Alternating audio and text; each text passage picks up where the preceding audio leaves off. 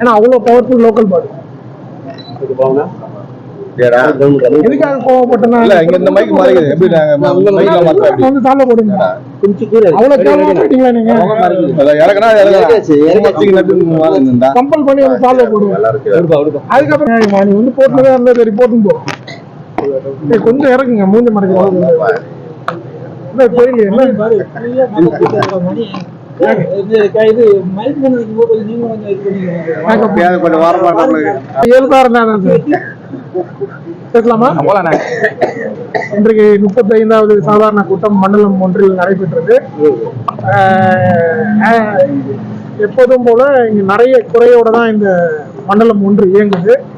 இதுல பெரிய சோகமான விஷயம் என்னன்னா கால்டிபேட்ல பாங்கல்ல ஒரு பையன் உயிரிழந்திருக்காங்க. இந்த நிர்வாக வந்து சரியா நடத்தாம ஒரு ரோடு போட்டிருக்காங்க கார்பரேஷன்ல இருந்து.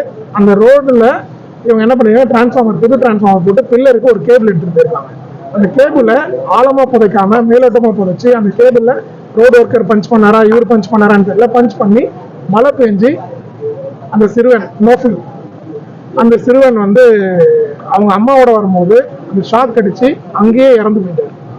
ஸோ இப்படிப்பட்ட ஒரு அவல நிலை ஆட்சி தான் இங்க நடக்குது. இதை வந்து கேட்டா இவங்க எல்லாம் நாங்க சரியா பண்றோம்னு ஏமாத்துறாங்க. அது இல்லாம இந்த கரண்ட் பிரச்சனை எங்க பார்த்தாலும் கரண்ட் இல்லை, அது இல்லாம எல்லா இடத்துலயும் இந்த கரண்ட்ல வந்து இந்த மாதிரி ஒயர் வந்து அங்கங்க பில்லர்ல. ஸோ சரியான ஒரு மெயின்டெனன்ஸ் கிடையாது. ஸோ இந்த உயிரிழப்புக்கு இங்க இருக்கக்கூடிய எம்எல்ஏவும் இந்த சேர்மனும் பதில் சொல்லி ஆகணும். அதே மாதிரி எஃப்ஐஆர் போட்டிருக்கதா நாங்கள் கேள்விப்பட்டோம்.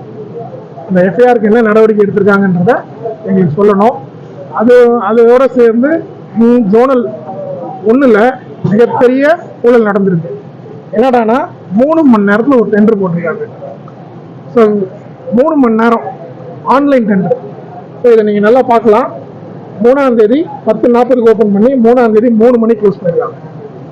அப்போ எவ்வளோ காசு கமிஷன் வாங்கிட்டு இந்த டெண்டர் யார் கொடுத்தாரு, இந்த அதிகாரம் யார் சொல்லி இதை பண்ணாங்க? முழுக்க இங்க இருக்கக்கூடிய அனைத்து கான்ட்ராக்டரையும் கமிஷன் வாங்கிட்டு பண்ணக்கூடியது இந்த சேர்மன் தான். இதுக்கு தார்மீக பொறுப்பெடுத்து இந்த சேர்மன் பதவி விலகும். என்ன டெண்டர்? அது மெயின்டெனன்ஸ் டெண்டர். அதாவது எமர்ஜென்சி டெண்டரா இருந்தா கூட அதுக்கு கூட ஷார்ட் டெண்டர்னா 7 நாள் மினிமம், 3 நாள் வித் அப்ரூவல் ஆஃப் ஆர்டிசியில் பண்ணலாம். ஸோ இதெல்லாம் வந்து அந்த ஒர்க்கோட தன்மையை கருதியும் அந்த ஒர்க்கோட அவசர இதை கருதி தான் அதெல்லாம் பண்ணுவாங்க. ஆனால் இது மெயின்டெனன்ஸ். இந்த மெயின்டெனன்ஸ் பார்த்தீங்கன்னா பில்டிங் மெயின்டெனன்ஸ், ரோட் மெயின்டெனன்ஸ், இந்த மாதிரி மெயின்டெனன்ஸ். ஸோ இந்த மெயின்டெனன்ஸ்க்கு 10 லட்ச ரூபா கொடுக்குறது வழக்கம் வருஷம். சரி 10 லட்சம் கொடுக்குறாங்க. இதை பிளான் பண்ணி என்ன பண்ணிருக்கலாம், டெண்டர் போட்டுருக்கலாம். இவ்வளோ அவசரமா ஒரு நாளில் இந்த டெண்டரை க்ளோஸ் பண்ண, ஆன்லைன்ல க்ளோஸ் பண்ண வேண்டிய அவசியம் என்ன? யாரோட இன்ஸ்ட்ரக்ஷன்ல இது பண்ணாங்க? இந்த ஜோன் 1ல் இந்த மாதிரி ஒரு பெரிய ஊழல் நடந்தது. இதை நாங்கள் கம்ப்ளைண்ட் பண்ணி அதுக்கப்புறம் இந்த டெண்டரை கேன்சல் பண்ணிடுறாங்க. ஏன் அப்போ இந்த டெண்டர் இது மாதிரி போட்டாங்க, ஏன் கேன்சல் பண்ணப்பட்டது? இந்த டெண்டர் யாரும் எடுத்துருக்காங்க அதெல்லாம் எங்களுக்கு தெரியாதுங்க. கமிஷன் அவங்க நான் பேசிடுங்க. இந்த மாதிரி நடந்திருக்கு. இதுல யாருக்கிட்ட கமிஷன் வாங்கி யாரு கொடுத்தாருன்னு தெரியாது. உள்ளதா இருக்காரு, இப்போ வேணா கேளுங்க. இந்த மாதிரி குற்றச்சாட்டு சொல்றாரு, இந்த டெண்டர் யாரு கொடுத்தீங்க போய் கேளுங்க. இப்போ நான் பேப்பர் தரேன். நான் வந்து சும்மா பேசுறேன். 14 வார்டுக்கும் இந்த டெண்டர் இருக்கு. 14 வார்டுக்கும் இருக்கு. 14 வார்டுக்கும் இந்த tender போடப்பட்டிருக்கு.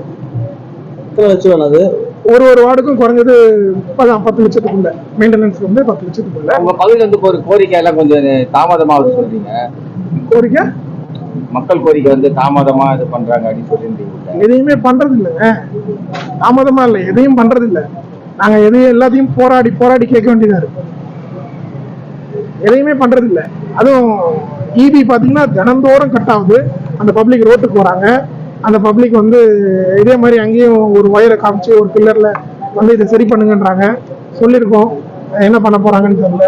Road KCP road batch, மெயினாக போகக்கூடிய பேட்ச் ரோடு விட்டுட்டு எங்கேயோ வந்து லாரி ஷெட்டு, குப்பை ஷெட்டுன்னு அதுக்கு 10 லட்ச ரூபா போட்டிருக்காங்க. ஸோ இவங்க எல்லாவது வார்டில் வேலை பண்ணுறேன்னு லாரி ஷெட்டுக்கும் குப்பை மேடுக்கும் ரோடு போட்டுருக்காங்க. மக்கள் நடமாடுற இடத்துக்கு ரோடு போடல இருக்கு. இன்னைக்கு அது அந்த பேப்பரை காட்டுறேன். லாரி ஷெட்டுக்கும் அவங்க அதிமுக கவுன்சிலர் புறக்கணிக்கிறாங்கன்றது தான் தெரிஞ்ச விஷயம் தானே. அதான் சொல்றேனுங்க, நான் வேலை செய்யறேன்றாங்க. ஆனா எங்க வேலை செய்யறாங்க? சாத்தாங்காடு குப்பைமேடுக்கு 10 லட்சம். ஆனா கேசிபி ரோட்ல போனா பள்ளமேடு. என்ன பதில் சொல்லுவாங்க இவங்க?